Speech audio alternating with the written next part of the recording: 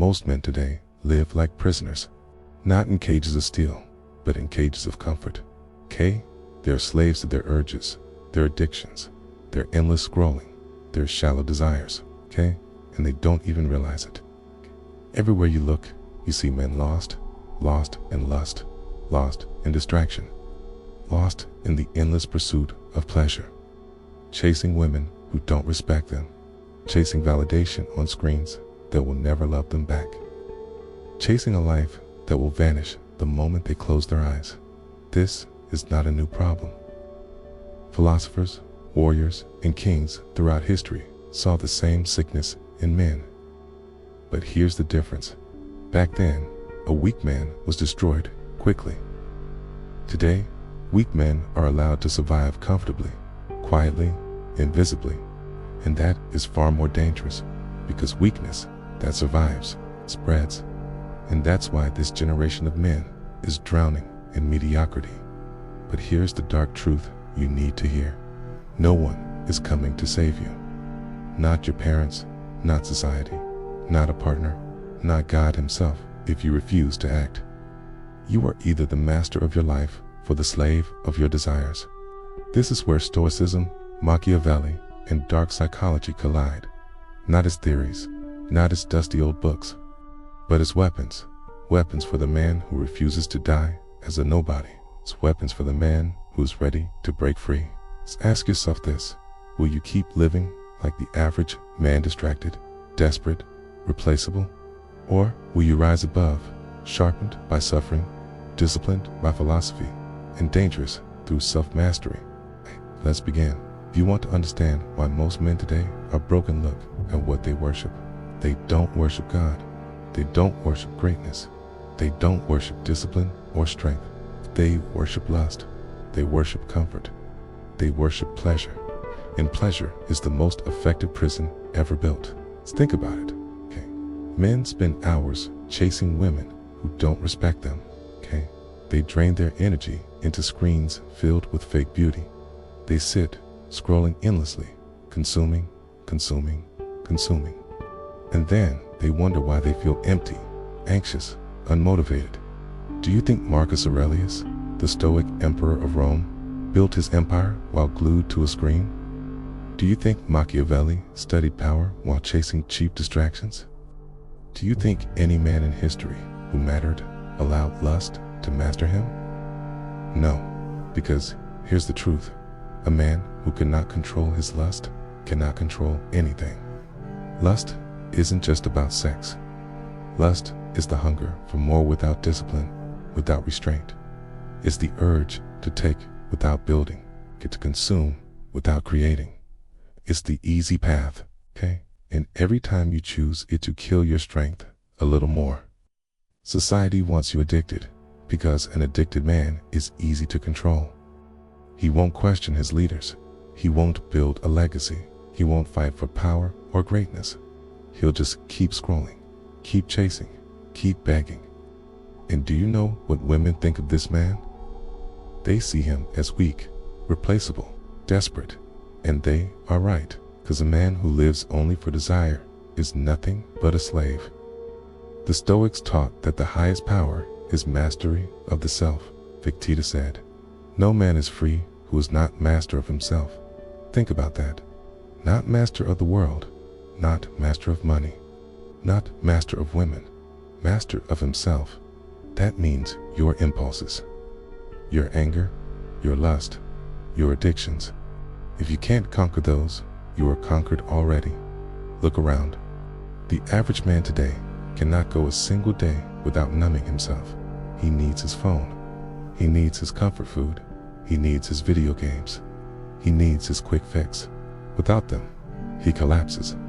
But you cannot afford to be average, because average men will drown in this world. Only the unbreakable will rise. So here's the challenge. Stop feeding the weakness. Cut the distractions. Control your lust, not tomorrow, not someday, now.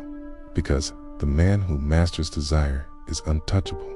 He cannot be manipulated by lust. He cannot be bribed with comfort. He cannot be controlled by the system. And when you stand in a room of men who are all enslaved by their impulses. Your discipline will make you look like a king. Kiss. This is why we begin here, because if you lose to lust, nothing else matters. Kith, you become the man who can say no to his own cravings. Then you are ready to learn power. You are ready for the Machiavellian world, and you are ready to carry the fire of the Stoics. If lust is the first chain that enslaves men, then power, or the lack of it, the second. Because once you free yourself from addiction, you step into the battlefield of human nature. And here, the rules are not written in kindness. They are written in necessity. Niccolo Machiavelli understood this better than almost anyone. In The Prince, he wrote words that still terrify people today. It is better to be feared than loved, if you cannot be both. Now, at first glance, that sounds cold, cruel, even evil. But think deeper. He wasn't saying you should live without love. He wasn't saying you should be a tyrant. He was exposing a brutal truth. Respect lasts longer than affection. Love is conditional. It shifts with emotion. Fear, rather, strength creates permanence. Look at the modern man. He bends, he compromises, he begs to be liked. He softens his voice, hides his beliefs, lowers his standards. Why? Because he is desperate to be loved. And yet, what happens? The more he seeks approval, the less respect he earns. And the less respect he earns, the more he is ignored, rejected, forgotten. This is the trap Machiavelli warned about. Men who live to be loved are always destroyed by those willing to be feared. Think about it at work. It's the employee who always says yes, who avoids conflict, who seeks validation. He is stepped over year after year. But the man who holds his ground, who draws the line, who commands respect, he may not be liked by everyone, but he cannot be ignored. Think about it in relationships. The man who grovels for attention, who showers affection without boundaries, who tries to buy love with approval, he becomes invisible. But the man who values himself, who can walk away, who sets standards and enforces them, he is respected and often, paradoxically, more deeply desired. This is the Machiavellian reality. Power is not given, it's taken. Respect is not begged for, it is enforced. Now, does this mean you must be cruel, manipulative, heartless? No, the true Machiavellian is not a villain. He is a strategist. He understands human nature as it is, not as he wishes it to be. Most men live in illusions. They expect fairness. They expect kindness. They expect the world to reward them for their good intentions. But Machiavelli shatters that fantasy. The world rewards results, nothing else. This is why the Machiavellian mindset is so dangerous, because it strips away your excuses. You either win or you lose. You either command respect or you fade into irrelevance. There is no middle ground. But here's the twist. Machiavelli also wrote about the importance of appearances. He said, "Everyone sees what you appear to be. Few experience what you really are." What does that mean? It means that in the eyes of the world, perception is reality. You can be brilliant, but if you appear weak, will be treated as weak. You can be kind, but if you appear desperate, you will be treated as desperate. So the lesson is this. You must master the art of presence. Stand tall, even when you are trembling. Speak with certainty, even when you are doubting. Project.com, even when you are in chaos. Yes, the world does not see your inner struggle. The world sees only your face. Here is where Machiavelli and the Stoics overlap. The Stoics said, control your mind and you control your life. Machiavelli said, control appearances, and you control the world. Combine the two and you become dangerous, unshakable inside, commanding outside. A man who can bend reality itself because he has bent himself first. So ask yourself, are you still seeking approval? Still hoping people will see your intentions? Still begging to be loved? If so, you are already defeated. But if you accept the darker truth that life is a contest of strength, strategy, and presence, then you step into the Machiavellian world. And in that world, you can rise where most men will fall. If Machiavelli shows you the world as it is, Stoicism shows you how to survive it without being destroyed from within. And the greatest enemy of a man's inner strength is anger. We live in a time where anger consumes men every single day. It's anger at their failures, anger at their circumstances, anger at women, at society, at themselves. But here is the truth.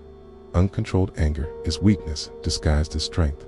Anyone can explode. Anyone can lash out, scream, punch, rage. That takes no discipline, no mastery. The Stoics taught something far more powerful, that the man who controls his anger controls his fate. Marcus Aurelius wrote, "The best revenge is to not be like your enemy," and Seneca warned, "Anger is like falling into a disease of the mind." Think about that, a disease. When you give in to anger, you lose clarity. When you lose clarity, you make mistakes. And those mistakes cost you respect, opportunities, and sometimes your entire life. How many men have destroyed themselves in seconds of rage? One fight, one word, one moment, and everything they built is gone. Anger is the fire that burns down your own house while you're trying to strike your enemy. But Stoicism is not about suppressing anger. It's about redirecting it. When something triggers you, ask yourself, is this within my control? The answer is no. Why waste your energy?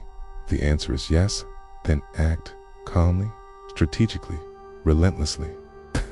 This is why Stoicism is not weakness, steel. It is the man who walks through fire without flinching. It is the man who watches the chaos of the world and remains still, calculating. And here's the paradox. The calmer you become, the more dangerous you are, because calm men make better moves. Calm men see the game clearly. Calm men strike when others are blind with rage. So you must learn to hold your emotions like a sword, never dropping them, never letting them control you. The man who controls his anger controls his destiny. Now, let's step deeper. Because philosophy is not just a set of books or old ideas. It is the architecture of the human mind.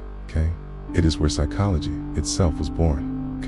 The modern world gives you therapy, self-help, life coaches. But thousands of years ago, the Stoics, the Cynics, the early philosophers, they were already dissecting the soul. They asked the deepest questions. Why do we suffer? Why do we desire? Why do we fear? And men today avoid these questions. They numb themselves with entertainment, endless scrolling, distractions. But deep thinkers, the men who dare to wrestle with philosophy, become something different. They develop armor against the chaos of life, because philosophy is not about memorizing quotes. It is about building a framework. A way of seeing the world so clearly that nothing can shake you. This is why many fear philosophy, because once you see truth, you can never return to ignorance. Once you understand the mechanics of manipulation, of desire, of human weakness, you can never be fooled the same way again. Philosophy gives you the roots of psychology, the roots of strategy, the roots of power. It teaches you to think beyond the moment, to detach, to analyze, to strike with precision when the time is right. And in a world where most men are distracted children in grown bodies, the man who thinks deeply, the man who understands human nature at its roots, that man is unstoppable. But now we return, to the first and perhaps greatest prison of men today: lust, addiction, the endless hunger that drains a man of his spirit. This is not about morality. It is about energy. Every time you give in to lust without control, every time you indulge in endless scrolling, coffee, meaningless hookups, you drain your life force. Why do you think so many men today are weak, unmotivated, anxious, depressed? It is not just society. It is not just money. It is because they are hollow. They have bled out their drive in exchange for short, empty pleasures. And here is the darkest truth. Entire industries profit from this. Billions are made every year keeping men trapped in lust, glued to screens, chasing women they will never have, wasting energy on fantasies instead of reality. A man addicted to lust is no threat. He is easily controlled, easily manipulated, easily silenced. But the man who conquers lust, that man becomes dangerous because he redirects that same energy into building himself, into his body, his mind, his empire. This is why ancient warriors practiced the discipline of desire. They knew that a man who can master his urges can master the world. So ask yourself, are you a man who is ruled by his flesh, or are you a man who rules over it? Okay. If you continue to live as a slave to lust, you will never rise. But if you cut those chains, if you take back your energy, you will become unstoppable.